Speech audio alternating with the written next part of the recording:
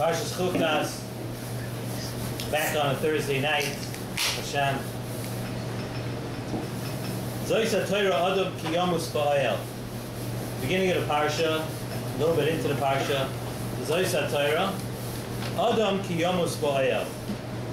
So many of you know the famous Gemara at the end of Masechet Brachas. Gemara and Daf Samach Gimel and Beis says, Amar Reish Lakish. Minayin she'ein divrei Torah miskaimen ela b'mi she'meimis atzmo yaleh. How do we know that the Torah is only miskayim by somebody who is meimis atzmo yaleh?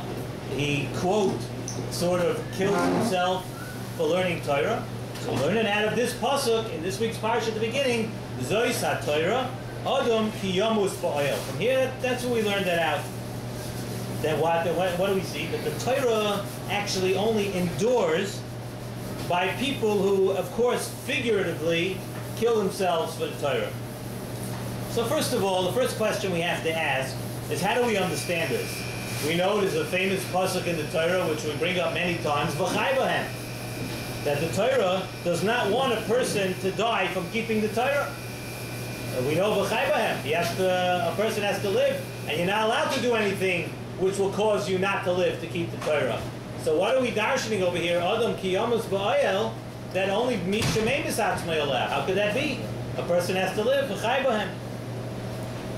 So I saw a beautiful Chafetz Chaim this week. The Chafetz Chaim says an explanation for this, but he explains it with a mashal. A very, very interesting story of a mashal. It says there was a businessman who was a very, very successful businessman, and like many people who are in business, he worked day and night, and he had a lot of customers, and he wanted a lot more customers, and this is the way his life went on. He constantly worked and worked and worked, and what happened is that he was taking up all his time, and it came time to daven during the day. So what did he do? He ran into the back of the shop, and he chapped himself a quick mincha or a quick ma'ariv, or maybe sometimes even a quick shachris.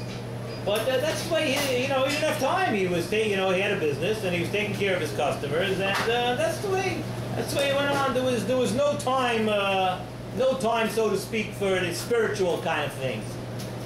The person got a little older, he's getting a little older. Finally, he's getting up there in years a little bit, and he starts to think to himself, listen, I got to start maybe it's taka time, I should start taking care of my ruchnius and pay attention to myself spiritually.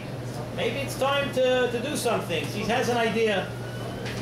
He says, listen, you know what, today, in the morning, after I daven Shachris, I'm going to stay in the base medrash. I'm going to stay for 2 hours. I'm going to make myself a seder. And I know that the Rav in the shul gives a shir. I'm going to go to the shir. And he goes to the shir, and he enjoys it, and he's there for 2 hours. Okay, he finishes the shir, he goes to work, and his wife she can't understand what happened. What's going on over here? She asks him. Where were you? He said, listen, something important came up. I had to take care of it, and that caused me to be a little bit late today. So the wife said, okay, she was upset, but fine. The only thing is that it happened the next day, and the day after that, and the day after that too. And by this time, the wife was beside her. She starts telling him, what's with you? You're going to lose your customers. Not only aren't you going to get new customers, but our customers that we have for years, they're going to come in, and they're going to see you're not there, and we're going to lose them. We're going to lose the entire business. Okay. He says, oh, you know what? It's just things have been coming up. Somebody stops me in shul, and he wants to talk to me. The next morning again, she sees that he's late, and he doesn't come into the business. She said, that's it. I'm going to the shul. I want to see what's going on there. She goes to the shul, and she sees he's sitting there.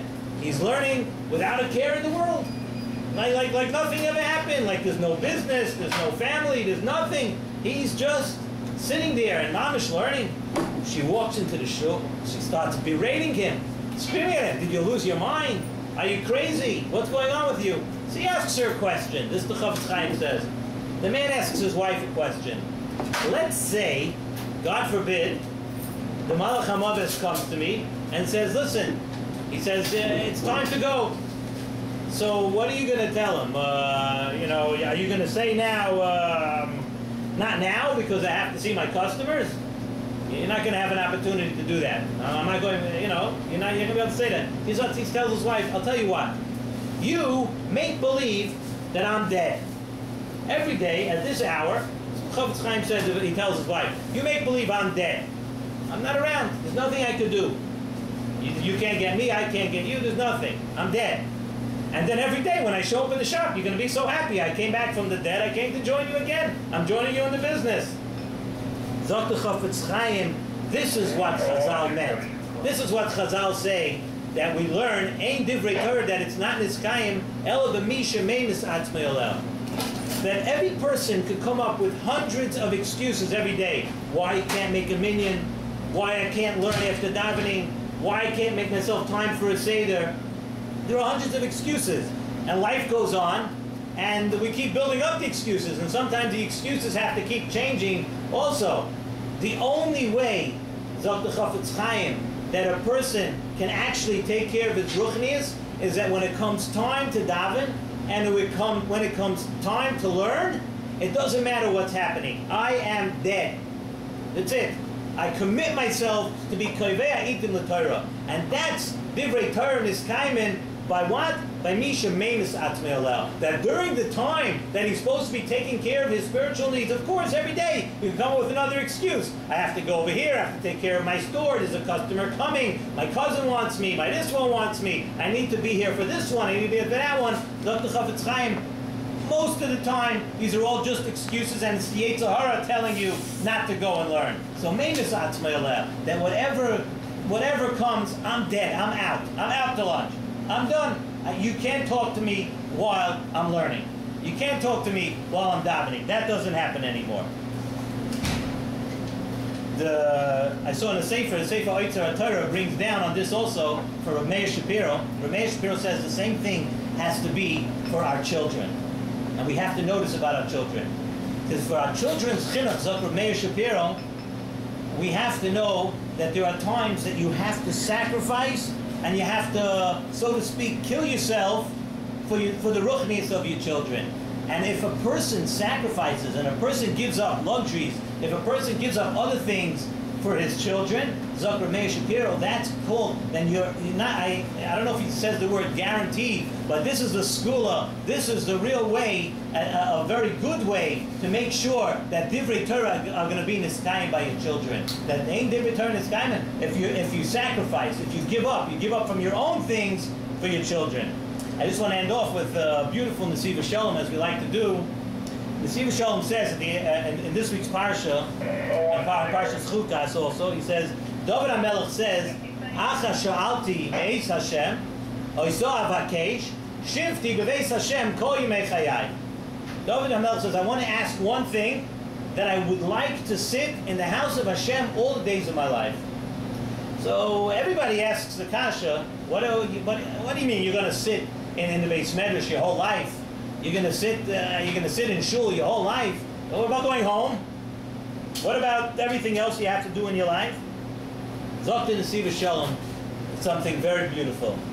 It says a person, and we can actually learn it from what we just said in this week's parsha. When a person sacrifices, when a person makes every part of a person has the opportunity, you're able to make every part of your life into a ruchnius.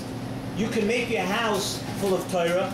You can make your place of work full of Torah. The way you work, how you deal with your customers, how you deal with your family, what you do in the house, wherever you go, every place that you go, everything that you do could be considered Beis Hashem. Doesn't mean that that when you're born, they put you down in a shul and you never leave.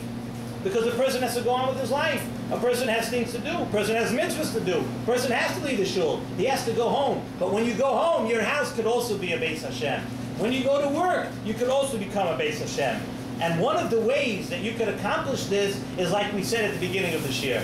that a person who's memis atzmei aleh, that he doesn't take no for an answer. He doesn't try to bend the rules. That when something is al pi Torah, when a person has to do something al pi Torah, when it comes time to learn Torah, when it comes time in your house to make your house full of Torah, then memis atzmei aleh. There are no excuses. That's the way to do it. And we should talk to Bizaycha to the shifting beveis Hashem kol yimei chayai, that our entire life should be encompassed by Torah, and that's something we can learn out of this week's parsha.